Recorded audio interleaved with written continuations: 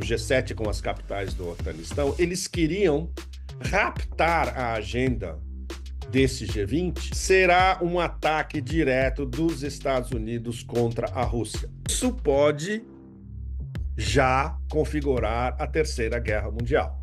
Bom tudo para vocês. Bom, do Otanistão, chuva caindo aqui em cima da cabeça, ou seja, eu queria ir para um café hoje, mas impossível.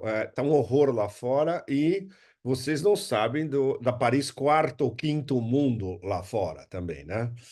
Então não dá vontade, não dá nem vontade de sair na rua. Especialmente porque eu cheguei há pouco da África. Eu cheguei no fim de semana, eu voltei da África do Sul.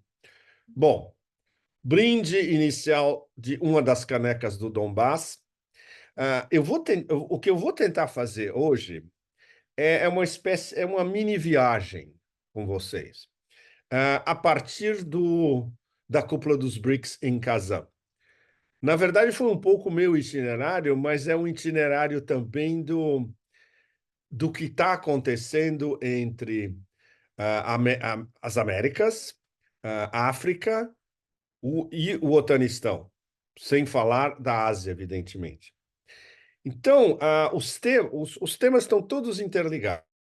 A gente vai falar basicamente da cena no pós-BRICS de Kazan, o que isso foi, como insuflou as velas do grande navio BRICS a pegar velocidade no oceano, e aqui eu estou tomando emprestada uma imagem do presidente Xi Jinping, que eu não sei se estava no artigo que ele escreveu especialmente para o G20 e que foi republicado no Brasil.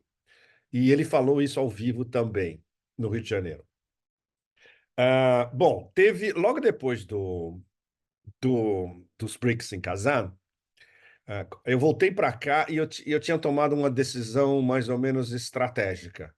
Como eu estava viajando desde fevereiro sem parar nesse ano BRICS e passando a maior parte do tempo desde fevereiro desse na Rússia, com passagens por tudo, Iraque, Turquia, Catar, Brasil, eu estive no Brasil em abril, se não me engano, Itália, Hong Kong, tudo. Bom, eu resolvi acompanhar o Valdai daqui e porque eu tinha um compromisso de ir para a África do Sul.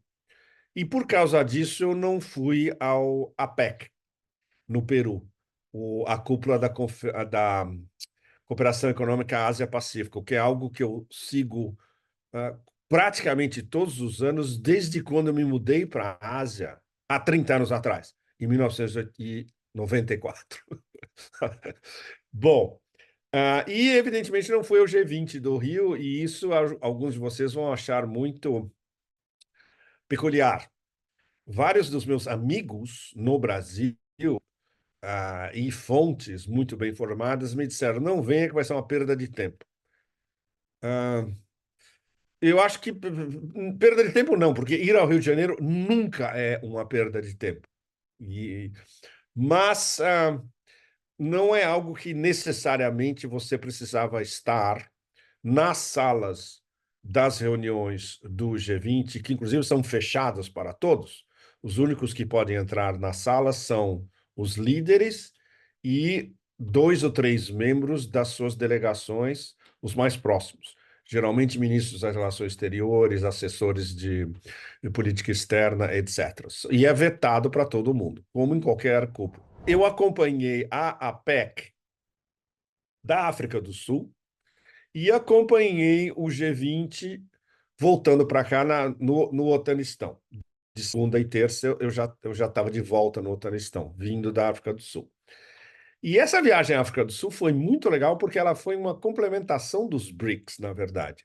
O que a gente discutiu a semana passada em Joanesburgo, em várias sessões, e depois numa mesa, não uma mesa redonda, mas uma mesa em U, fantástica, presidida pelo embaixador russo na África do Sul, ou seja, BRICS a BRICS, é uma das principais embaixadas russas pelo mundo, porque é uma embaixada num país irmão, membro BRICS e extremamente estratégico para a Rússia.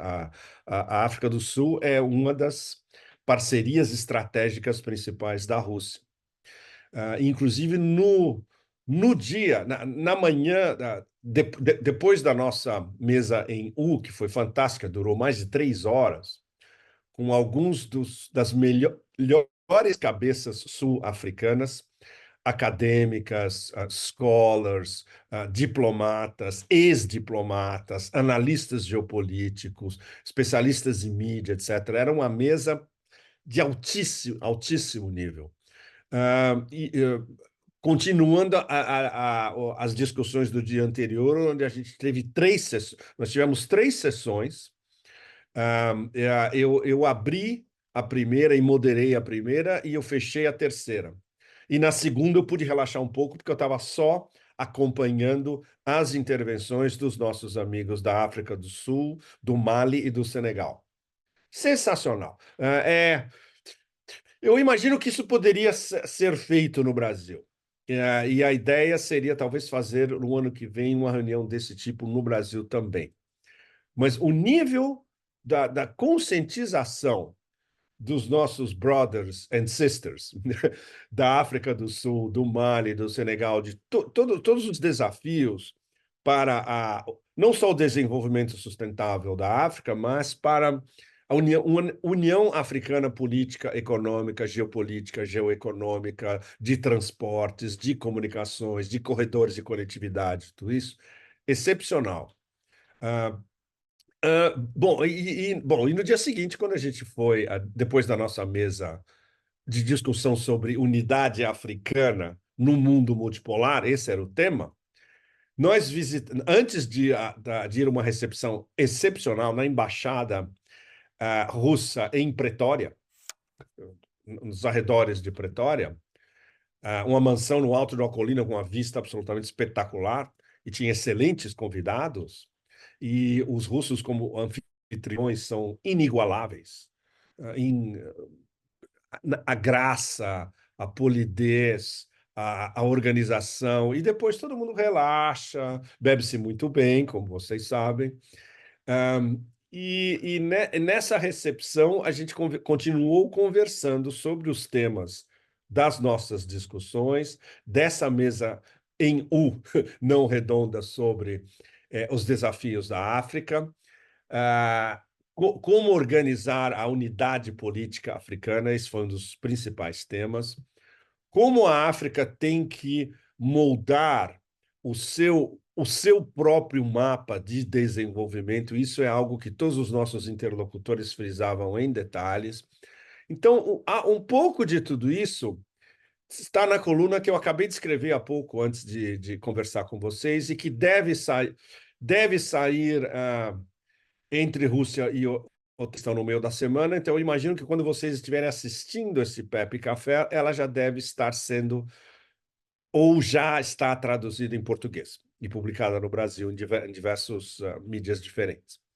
Então, foi muito legal fazer essa conexão Kazan-Johannesburgo, África do Sul, porque os temas todos que a gente estava discutindo em Kazan continuaram a ser discutidos em Johannesburgo, e principalmente de uma perspectiva africana. Porque, por exemplo, a sessão que eu moderei, eu fui muito drástico. Eu impus um limite de 3 minutos para cada um dos participantes, tinha quase 25 na mesa. Você não podia dar 5, 10 minutos para cada um, senão ia durar o dia inteiro. E eles concordaram, olha, 3 minutos para cada um, vocês expõem um tema, uma ideia, etc. E depois a gente abre para uma discussão livre de todos vocês, e aí vocês podem interferir na hora que vocês quiserem, na ordem que vocês quiserem. E foi muito legal, que durou 3 horas, mas todo mundo teve tempo não só de dar a sua opinião principal, e jogar o seu tema principal. Por exemplo, um dos temas fundamentais era a necessidade de criação de uma moeda africana lastreada por um sistema bancário. A ideia foi lançada por um dos melhores economistas da África do Sul. E isso, claro, o debate na mesa foi enorme, porque muita gente com formação, por exemplo, de ciências sociais, não está pensando nesses aspectos de tecnologia de finança e de integração econômica, de integração financeira e de construir um novo sistema financeiro. Mas todas essas questões abordadas nas nossas mesas, nas nossas discussões e depois nas nossas conversas na embaixada russa em Pretória, era uma continuação das conversas dos BRICS. E algo dessas discussões estava na cúpula do Valdai, onde, no final, o presidente Putin fez um discurso excepcional e com aquela famosa observação de que estamos chegando na hora da verdade. A hora da verdade é agora. E isso a ser interpretado de uma maneira extremamente ampla, em relação ao momento geopolítico e geoeconômico extremamente delicado que a gente está vivendo, do papel fundamental da Rússia, da China, dos BRICS, na configuração desse novo navio com as suas como chama? Velas, desculpe. Suas velas insufladas, ou o trem-bala saindo da estação Kazan, justamente em direção ao nosso mundo multinodal, de intercalação de nós. Então foi muito legal fazer essa transição e passar do nó Kazan na Rússia para o nó Joanesburgo, África do Sul. Evidentemente, com isso eu perdi o nó Rio de Janeiro, onde como muitos de vocês devem saber, eu cresci entre São Paulo e Rio de Janeiro. Então, Rio de Janeiro, para mim, está no fundo do coração, sempre. Mas foi muito interessante observar o G20 de fora, visto daqui do Otanistão, por várias razões. Uma delas, informações vindo diretas de boas fontes dentro da União Europeia, dissidentes, e das nossas conexões entre Washington e Nova York. O G7, o que a gente também pode chamar de Otanistão, o G7 com as capitais do Otanistão, eles queriam raptar a agenda desse G20, que foi coordenada, evidentemente, pelo presidente Lula e pelo governo Lula. Não conseguiram. Isso é uma grande vitória estratégica brasileira. Aqueles que sempre foram invisíveis estarão ao centro da agenda internacional. Já contamos com a adesão de 81 países, 26 organizações internacionais, 9 instituições financeiras e 31 fundações filantrópicas e organizações não governamentais. Meus agradecimentos a todos envolvidos na concepção e no funcionamento dessa iniciativa já anunciaram contribuições financeiras. Foi um ano de trabalho intenso, mas este é apenas o começo. A aliança nasce no G20, mas seu destino é global. Que esta cúpula seja marcada pela coragem de agir. Por isso, quero declarar oficialmente lançada a Aliança Global contra a Fome e a Pobreza. Muito obrigado. Porque Lula tem um enorme prestígio no Otanistão, além do seu prestígio no Sul Global, ele conseguiu não impor, mas ele conseguiu imprimir a esse G20 um selo brasileiro de não vamos falar de guerras. Basicamente, implícito está de que guerras é o assunto favorito do G7 Otanistão, que é a única coisa onde eles têm margem de excelência. Para Lula e para o Sul Global, uma das preocupações principais é guerra, literalmente uma guerra contra pobreza, fome, em benefício de um desenvolvimento sustentável e aglutinando o maior número de pessoas que estão excluídas. Ou seja, essa agenda G20 Brasil totalmente alinhada com as nossas discussões em Joanesburgo, na África do Sul. Ou seja, essa foi uma agenda BRICS digamos, BRICS Light, uma agenda BRICS mais suave, mas que Lula, com o seu capital político, foi capaz de, digamos, convencer o G7 e o Otanistão. Não, vocês não vão vir aqui para ficar falando de guerra na Ucrânia de novo. E vocês não vão vir aqui para defender o genocídio em Gaza. E isso a gente viu na declaração final do G20, onde há menções, digamos, consensuais, mas muito superficiais sobre não só a guerra da Ucrânia, que está se encaminhando para uma resolução, como, pelo menos, uma defesa de um Estado palestino soberano, mas, obviamente, porque o G7, Otanistão, estava na mesa do G20, o genocídio em Gaza não podia ser condenado explicitamente. Ele foi condenado nos bastidores por todos os não G7, por todos os membros do G20 que são BRICS ou aspirantes a BRICS. Por exemplo, Erdogan estava no Rio de Janeiro.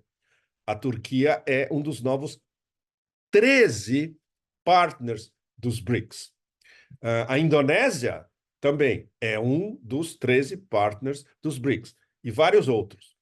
E foi importante ter a presença nesse G20 expandido da União Africana também. Embora eu ouvi críticas muito sérias dos nossos amigos sul-africanos do Mali e do Senegal em relação à União Africana. Mas pelo menos a União Africana, teoricamente, tecnicamente, está representando o continente inteiro.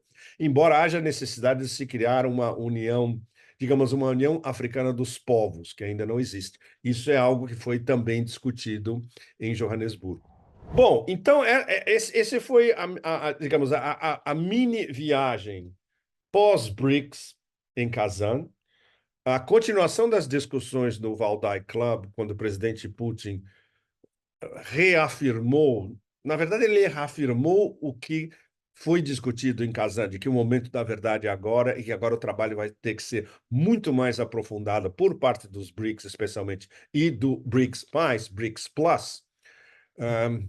Somando, para vocês terem uma ideia, mesmo descartando a Arábia Saudita, que ainda não tomou uma decisão definitiva, somando os BRICS com os BRICS mais os partners, nós já temos 22 países. Ou seja, essa organização BRICS e BRICS Plus já é maior do que o G20 e é muito mais representativa do que o G20. Bom, a viagem à África do Sul, as discussões na APEC que foram... Foi fascinante observar, por exemplo, a coroação de Xi Jinping como o novo rei do Peru. Eu estou brincando, mas não estou brincando tanto assim, porque Xi Jinping foi recebido como o líder da grande dinastia chinesa. E não é por acaso, porque ele foi inaugurado. Mais do que tudo, dos contatos com os outros líderes da APEC, ele foi inaugurar o porto de Xangai, que é o novo mote peruano e de boa parte da América do Sul e do Sul global, de Xangai a Xangai.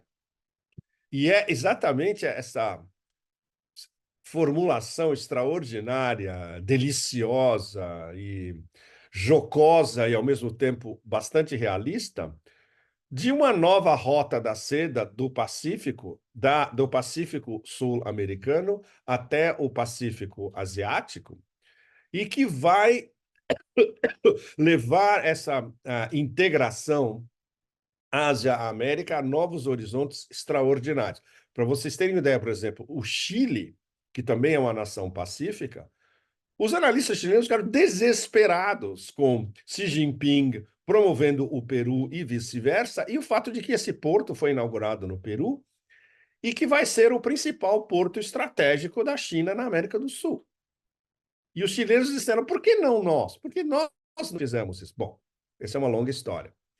E no caso de desenvolvimento posterior do porto de Xangai para os próximos anos, não só em benefício do Peru, mas em benefício de outros exportadores da América do Sul, é onde entra o Brasil. Mas para isso tem um problema seríssimo de infraestrutura e de logística a ser resolvido, que é construir estradas do Mato Grosso, do oeste do Brasil, do centro-oeste do Brasil, até a costa do Pacífico. E isso é algo que não vai ser resolvido nem com os chineses no meio da história nos próximos anos. Poderia, quem sabe, haver uma solução ao final, chegando ao final da década, no início da próxima década. Mas as possibilidades abertas para o comércio China, América do Sul, com a inauguração do porto Xangai, desculpe, ligado a Xangai, são extraordinárias. Então, isso é o famoso chinês win-win, vence-vence dos dois lados, aplicado não só a uma correlação BRICS, mas correlação APEC também, de comércio Ásia-Pacífico com a costa Ásia-Pacífico da América do Sul. Então, tudo isso acontecendo num espaço relativamente exíguo de...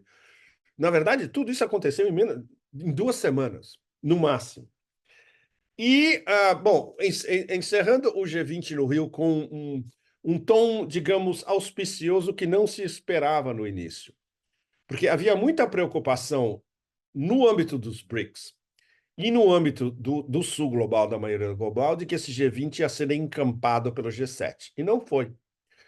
E aí o mérito todo é do presidente Lula e da diplomacia brasileira. Não há a menor dúvida a respeito.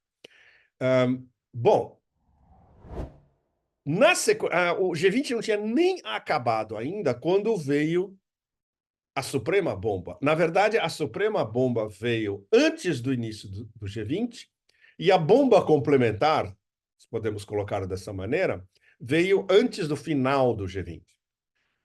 Foi o anúncio, sem confirmação nem da Casa Branca e nem do Pentágono. Ou seja, ele tem toda a sistematização de ser plausível, mas, ao mesmo tempo, pode ser uma fake news monstro.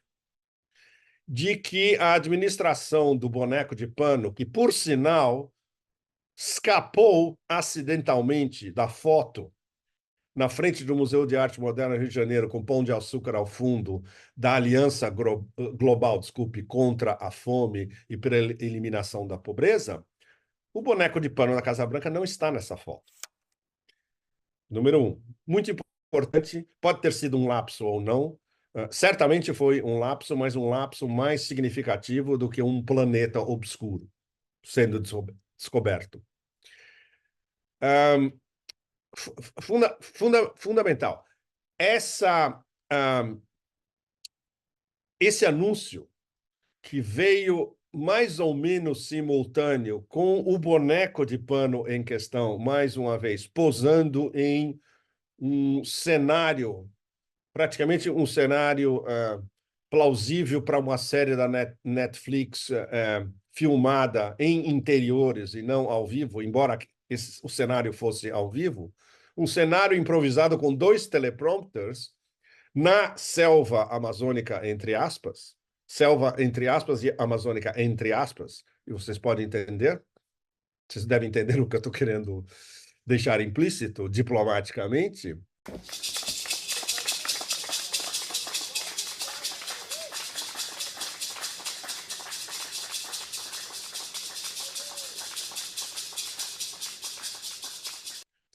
Anunciando que ele, boneco de pano, estava lá para defender a Amazônia e para salvar a Amazônia. Quase simultaneamente estoura o anúncio de que a administração boneco de pano, na Casa Branca, autorizou a Ucrânia a usar mísseis de longo alcance para atacar alvos russos dentro da Federação Russa. Bom, isso, como vocês devem saber, roubou todas as manchetes do planeta inteiro desde o domingo. E roubou praticamente todas as manchetes, em boa parte do mundo, do próprio G20. O G20 recuperou-se um pouco depois porque veio um intervalo. O que os russos vão dizer a respeito? Bom, foi muito simples.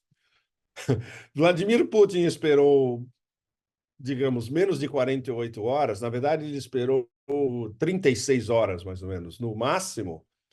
E a resposta é um upgrade da doutrina nuclear russa. По результатам этой работы предложено внести ряд уточнений в части определения условий применения ядерного оружия. Так, в проекте основ расширена категория государств и военных союзов, в отношении которых проводятся ядерные сдерживания. Дополнен перечень военных угроз, для нейтрализации которых выполняются мероприятия ядерного сдерживания. На что еще особо хотел бы обратить ваше внимание. В обновленной редакции документа агрессию против России со стороны любого неядерного государства, но с участием или при поддержке ядерного государства предлагается рассматривать как их совместное нападение на Российскую Федерацию. Также четко фиксируются условия перехода России к применению ядерного оружия. Будем рассматривать такую возможность уже при получении достоверной информации о массированном старте средств воздушно-космического нападения и пересечении ими нашей государственной границы. Имея в виду самолеты стратегической или тактической авиации, крылатые ракеты, беспилотники, гиперзвуковые и другие летательные аппараты. Оставляем за собой право применить ядерное оружие в случае агрессии против России и Белоруссии, как участника союзного государства. С белорусской стороной, с президентом Беларуси все эти вопросы согласованы. В том числе, если противник, используя обычное оружие, создает критическую угрозу нашему суверенитету. E aí eu vou passar a palavra diretamente ao número 2 do governo russo, o nosso amigo Dmitry Medvedev, que eu chamo sempre de Medvedev Unplugged, porque ele pode falar o que o presidente Putin e outros membros do Conselho de Segurança russos não podem. E o Medvedev fala abertamente, com um senso de humor, jocoso, dando risada em várias vezes, mas muito sério.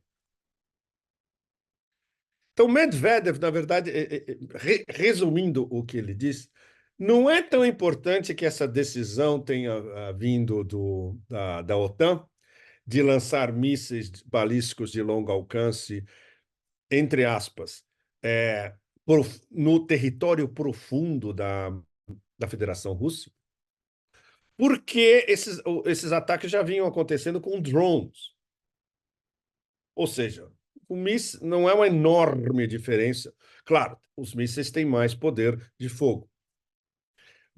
Não é importante quantos mísseis o inimigo tem no momento. E, na verdade, não tem muitos, porque os ATAC-MS que a Ucrânia tem no momento são pouquíssimos. E não há possibilidade de ter um aumento de remessa vindo dos Estados Unidos, porque não tem muito sobrando nos Estados Unidos também, ou na OTAN. Não é importante que esses mísseis não vão fazer nenhuma diferença no campo de batalha, e não vão fazer diferença no campo de batalha. Isso é uma provocação, isso é uma armadilha, e é uma armadilha em dois níveis, é uma armadilha contra a Rússia e contra a administração Trump. Contra a Rússia para obrigar a Rússia a uma retaliação muito pesada, onde, mais uma vez, a Rússia vai ser culpada pelo G7 otanistão inteiro. E contra a administração Trump, porque a lógica demente de quem passou essas ordens. Veja bem, essa ordem não vem do boneco de pano na Casa Branca que estava posando em um cenário fajuto, imitando a Amazônia, dentro da Amazônia, com 2 teleprompters. Não.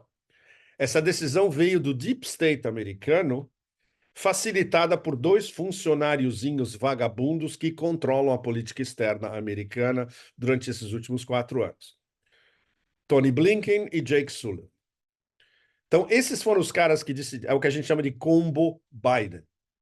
O combo Biden decidiu, e com a assinatura do boneco de pano, porque é o desespero deles nesse intervalo entre o final de uma das administrações mais calamitosas, não só da história dos Estados Unidos, mas da história contemporânea, como um todo. Eles têm menos de 2 meses agora até o seu final absolutamente patético, e eles querem, digamos, dar mais um tapa na cara da liderança russa, totalmente de acordo com a sua russofobia absoluta, e também prender a administração Trump a uma lógica de guerra perpétua, guerras eternas, é uma que a gente volta sempre, onde eles não podem escapar. Não está já funcionando. E isso 48 horas depois no momento que a gente fala, depois do anúncio ou do leak, ou do vazamento, ou da maneira como a provocação foi configurada. Trump já disse que ele vai revogar essa ordem por chegar à presidência. Ou seja, essa ordem pode durar nesse intervalo do final de novembro, durante o mês de dezembro e início de janeiro. Continua sendo perigosa, porque pode haver alguns e pelo menos alguns ataques com mísseis pelos dementes ucranianos contra alvos russos, e isso, mais uma vez, muito importante. Esses ataques não vão ser de ucranianos. Esses ataques não vão vir de Kiev. Esses ataques só são possíveis com os Estados Unidos pilotando todo o sistema de inteligência de acionar esses mísseis e de prover o Big Data para esses mísseis atacar os seus alvos. Ou seja, se houver um ataque como esse, nas próximas semanas, nos próximos dias, nas próximas semanas, será um ataque direto dos Estados Unidos contra a Rússia. Ponto. Eu vou repetir. Se houver algum desses ataques, será um ataque direto dos Estados Unidos contra a Rússia. E o que fez o presidente Putin? Ele fez um update de algo que já estava sendo discutido há meses em Moscou, da doutrina nuclear russa. Meses não, mais de um ano, porque esse upgrade foi proposto no ano passado, no Fórum de Vladivostok, o ano passado. Eu estava lá. Quem propôs diretamente ao presidente Putin foi o grande teórico geopolítico Sergei Karaganov. E Putin, na época, falou, não é necessário, do jeito que a nossa doutrina nuclear está configurada, é o suficiente. Agora, com essas escaladas constantes dos americanos, não da OTAN, a OTAN é um bracinho acoplado ao centro de decisão de Washington. Mudou toda a história. Então, claro, a Rússia tem que se adaptar. E a definição oficial desse upgrade da doutrina nuclear russa é fundamentos da política de Estado na esfera de contenção nuclear. Isso digamos, um eufemismo relativamente sofisticado para delimitar que um ataque de qualquer país pertencente a um bloco ou a uma coalizão, e no caso da Ucrânia, acoplado a uma coalizão, mas o ataque é coordenado pela coalizão e desfechado pela coalizão. No caso, os americanos que controlam o sistema de ataque dos mísseis ATACMS. A Rússia se vê capacitada a responder com armas de destruição massiva, não só contra Kiev, os palhaços chihuahuas dentro dessa equação, como as várias e principais bases da OTAN identificadas de onde possam ter saído, onde saíram os mísseis, de onde saíram as ordens para os mísseis, vindas, evidentemente, de Washington. Ou seja, Medvedev, ele mesmo diz, isso pode já configurar a Terceira Guerra Mundial. Ele não está dizendo que é a Terceira Guerra Mundial, mas pode provocar uma Terceira Guerra Mundial. Mas não há dúvida nenhuma. Se a Rússia é atacada com esses mísseis, diretamente por ordens americanas e mísseis programados pelos americanos, ainda que venha só de território ucraniano, e ataca instalações não só militares, mas também civis russas dentro da Federação Russa, a resposta vai ser essa resposta devastadora. Claro, eles vão escolher como vai ser a resposta, e isso não significa que a Rússia vai responder com armas nucleares, táticas ou não. mas poderia abrir o caminho, por exemplo, para a Rússia transformar todos esses, todas essas instalações em Kiev que abrigam esses gangsters neonazis em terra desolada, entre outras coisas. E, eventualmente, ataques mesurados contra certas bases da OTAN. Seja o que for que acontecer, se houver uma resposta extravasando a Ucrânia, indo diretamente à OTAN, isso cria imediatamente o perigo de uma terceira guerra mundial. Não há dúvida a respeito. Ninguém quer isso, a não ser os dementes de Tel Aviv, por outras razões, evidentemente, apocalípticas, Velho Testamento apocalípticas, podemos dizer dessa maneira, e os neocons mais exacerbados, ainda no poder até a posse de Trump em janeiro, e alguns deles, inclusive, mais ou menos afiliados aos republicanos, porque isso é a russofobia, a iranofobia, a arabofobia e a sinofobia em Washington são fenômenos bipartidários, todos esses.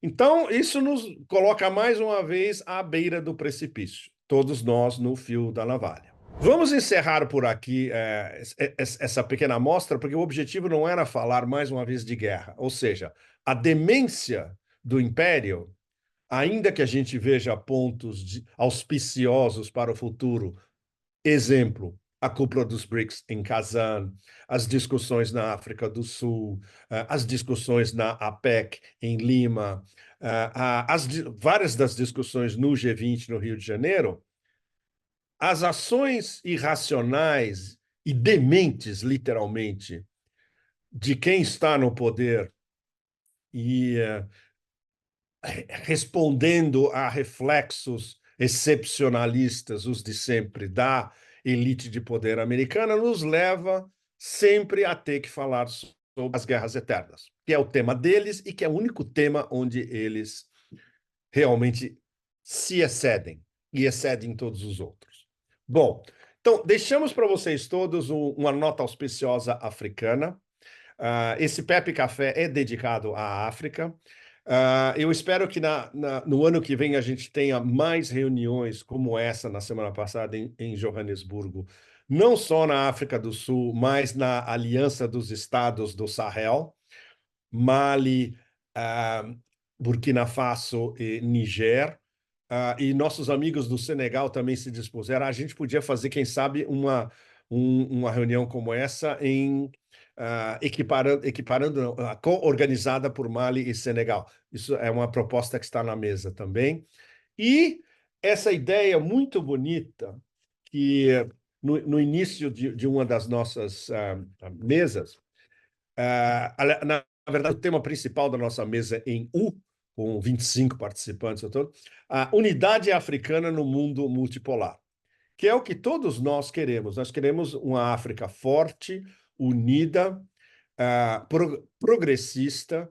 Vários dos nossos amigos africanos falaram, nós temos tudo aqui, a gente tem reservas naturais, a gente tem uma população enorme, jovem, bem educada e abalizada a trabalhar fundo, sem dúvida. E vários desses a gente está vendo na nossa frente, nas nossas discussões em Joanesburgo.